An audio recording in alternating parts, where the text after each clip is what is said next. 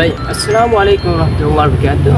Hari ini Yusuf akan mengajar tentang sains bab 1 hingga bab 1.1, iaitu tentang peralatan ini. Yusuf nak cepat sikit sebab sudah penat sikit Yusuf puasa hari ni, dan lagi pun hari puasa terakhir di Malaysia. Yusuf raya. Okay.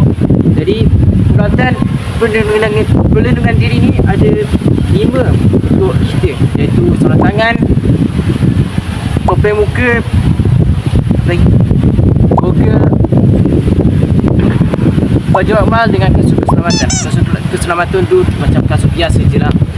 Dan 5 peralatan ini berfungsi untuk melindungi kita daripada bahan kimia.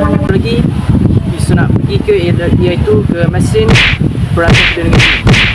Pergi ke kabinet kabinet aliran luminar. Itu kabinet yang digunakan untuk mengkaji tentang mikroorganisma dan digunakan untuk mengelakkan kontaminasi. Dan kontaminasi itulah macam berebak macam mikroorganisma berebak. Jadi sekarang ni kita pergi ke bawah asap, iaitu mesin yang ataupun bukan di satu peralatan yang digunakan untuk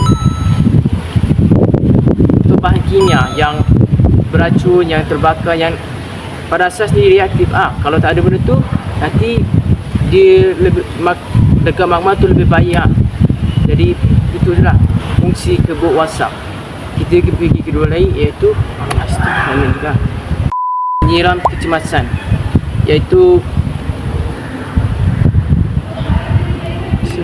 untuk membersihkan atau membilas pakaian yang terkena bahan kimia. Dan last sekali ialah pembilas mata. Contoh kalau mata terkena dengan bahan kimia tu, boleh je lap mata dan secara cepat kalau macam untuk kecemasan Dan itu je Yusuf nak cakap. Saiz ni dalam aliran Yusuf ni agak bosan sikit, tapi Yusuf masih akan ajar lagi Dan itu je lah.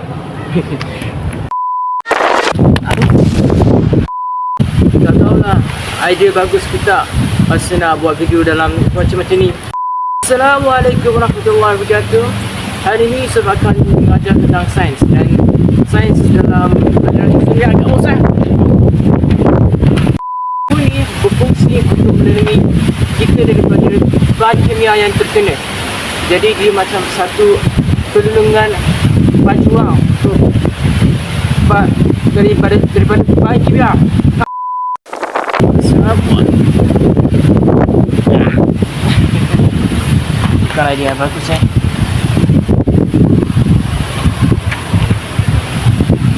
Yes, memang tahu apa yang Yusuf buat sekarang ni.